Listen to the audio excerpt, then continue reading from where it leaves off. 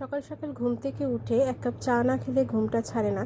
তা দিনটা শুরু করব এক কাপ চা দিয়ে, তার সাথে আপনাদের জানাই গুড মর্নিং। এখন চাটা খেয়ে তারপর যাবো সব কাজকর্মগুলো করতে। আগে বিছানাটা তুলে নেবো। বিছানাটা না তুললে না ঘরটা মনে হয় কি টোটালটাই এলোমেলো হয়ে রয়েছে। ওই জন্য সবার ফার্স্টে এসে না আমি এক বিছানাটা তুলে নিই, তাহলে সুন্দর করে গুছিয়ে রাখলে মনে হয় কি ঘরটা পরিষ্কার হয়ে রয়েছে। আর বাদবাকি কাজগুলো আস্তে আস্তে সেরে নেবো। এরপরে যাবো হচ্ছে সবজিগুলো কাটতে। সকালবেলা টিফিন করব, তাই জন্য একটু বিট, গাজর, আলু এইসব দিয়ে একটা নিরামিষ তরকারি করব। তার সাথে একটু রুটিও বানাবো। তাই বিট গাজর তরকারি কাটবো বলে একদম রেডি করে নিয়ে কাটতে বসে পড়েছে। তা এই বিট গাজরের তরকারিটা করব। আর বিট গাজরের তরকারি আমার মেয়ে খেতে খুব ভালোবাসে, তাই জন্য একটু বিট গাজরের তরকারিটা আজকে বানাবো। তো বিটটা একটু শুকিয়ে শুকিয়ে গেছে, জানি না সেদ্ধ হবে নাকি।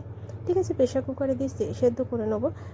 তারপরে হচ্ছে আমি চলে আসলাম রান্নাঘরে এসে আগে ভাত বসিয়ে দিলাম। ভাত বসিয়ে দিয়ে তারপর বাদবাকি রান্নাগুলো করব। আর এদিকে আটাটাও মেখে নেবো। টাটা।